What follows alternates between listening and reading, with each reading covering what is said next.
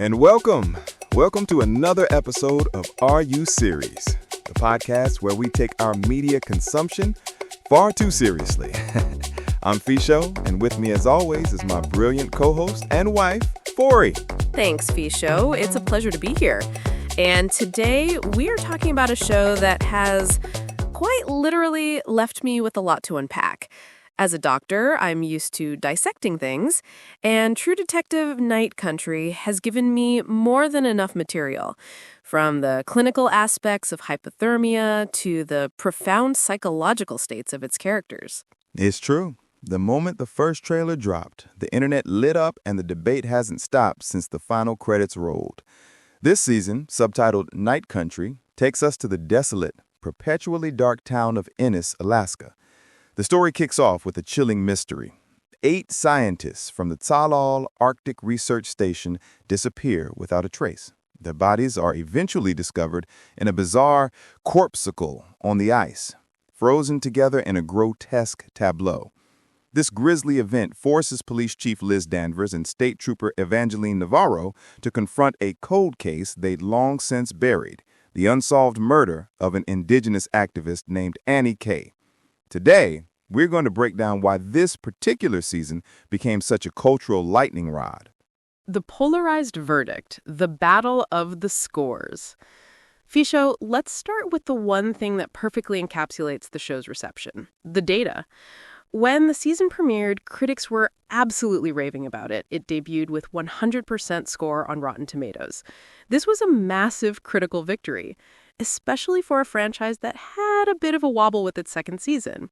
Plenty of reviews singled out the chilling atmosphere, the moody tone, and especially the standout performances of Jodie Foster and Kali Reis.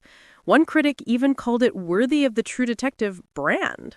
And yet, if you look at the audience score, it's a completely different story. It sits at a fairly unimpressive 67% on Rotten Tomatoes. This creates a massive disconnect. How can a show be so universally acclaimed by professional critics and yet so maligned by the viewing public?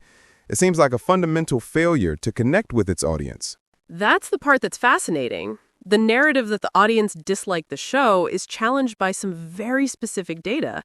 Typically, when a show is poorly received by viewers, its viewership numbers tend to drop off after the premiere. But Night Country did the exact opposite. The research shows that the viewership consistently increased with each new episode, with the third episode drawing in 2.7 million viewers, a 5% increase from the prior week's episode. This flies in the face of the idea that the audience was collectively disappointed. That viewership trend demonstrates that the show was resonating with people, pulling in more viewers week after week. It was the first time since the first season that a True Detective season had a consistent upward viewing trend, which is a significant accomplishment. This discrepancy between the low audience score and the rising viewership figures points to something else entirely, a coordinated effort to artificially lower the show's score. The showrunner herself pointed to a review bombing campaign led by the bros and hardcore fanboys of S1, suggesting a deliberate targeting of the series for reasons beyond its quality. Exactly. It turns the entire critical conversation on its head. This wasn't a show that failed to connect with its audience. It was a show that was succeeding in spite of a very vocal, very determined minority who were attacking it online. This isn't just a simple matter of taste. It's a culture clash between a very specific traditionalist faction of the True Detective fan base and a new creative team with a different vision. We can see this trend laid out clearly when we compare the numbers across the entire franchise. Let's put up that table to make it crystal clear. Season, critical RT score, audience RT score, premiere viewership, finale viewership. Season 1, 91%, 88%, 2.3 million viewers, 3.6 million viewers. Season 2, 47%, 22%, 3.2 million viewers, 2.7 million viewers. Season 3, 84%, 51%, 1.4 million viewers, 1.384 million viewers. Season 4, 93%, 67%, 2 million viewers, 2.7 million viewers. Finale figures, for episode 5 as of now. As you can see, the audience score for season 4, while lower than season 1's, is far from the disaster of season 2. More importantly, its viewership trajectory is the most successful since the first season. This tells us that the show's narrative and quality were actually drawing in viewers, and the low audience score should be treated with skepticism. It's a fascinating case study in how online sentiment can be manipulated to create a false impression of a show's success or failure. So, with the reception data laid out, let's talk about the story itself, which is where much of the controversy originates.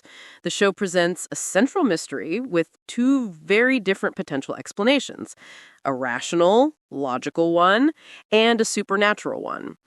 As someone with a scientific background, I was drawn to the rational explanation. We learned that the Tsalal Arctic scientists were polluting the environment by fudging their numbers for the Silver Sky Mining Company. The indigenous women of the town, led by the cleaning ladies, discover this and exact their own form of justice. They force the men out into the freezing cold without their clothes, leaving them to succumb to the elements. The strange, self-inflicted wounds we see on the bodies are consistent with late-stage hypothermia, which causes people to lose their inhibitions and become delirious. This resolution felt grounded, powerful, and offered a cathartic sense of justice. I agree, and that's the Danvers explanation, as the showrunner calls it. But the show also leans heavily into the supernatural. The Navarro explanation is that the spirit of Anike, or a force from the Night Country itself, helped the women carry out their plan. The show intentionally leaves many elements of the mystery ambiguous, from the appearance of the spiral symbol to why Anike's tongue, which was left at the Tsalal station, appeared out of nowhere. The showrunner herself said the final interpretation is your decision, leaving the door open for both possibilities. That's where the narrative coherence begins to unravel for a lot of people. The show's attempt at supernatural ambiguity seems to be used as a shield against what many viewers perceive as genuine plot holes. A number of logical inconsistencies have been highlighted, such as how the surviving scientist, Lund, could have lived for 3 days on the ice well naked, or why he only spoke in riddles instead of just revealing what happened.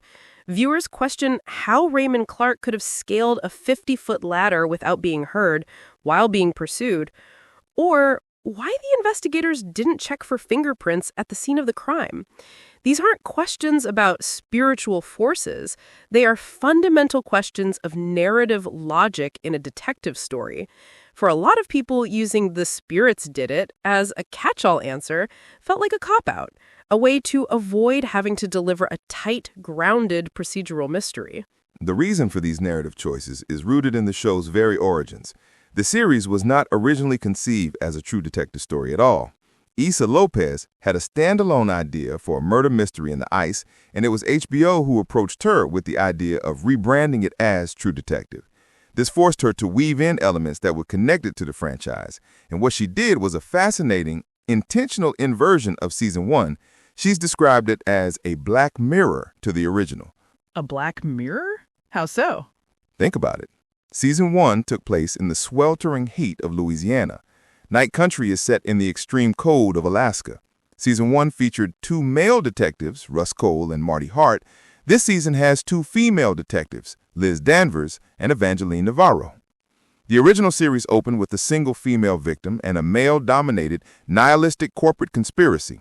This season opens with many male victims and a spiritual, indigenous-led justice against a corporation. Even the iconic spiral symbol is flipped, literally.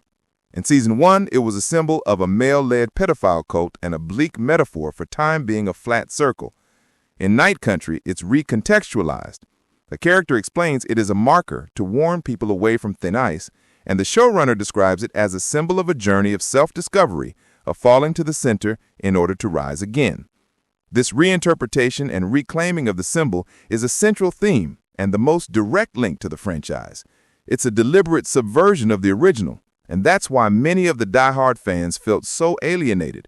The show wasn't just different, it was actively working against the original's mythology and themes.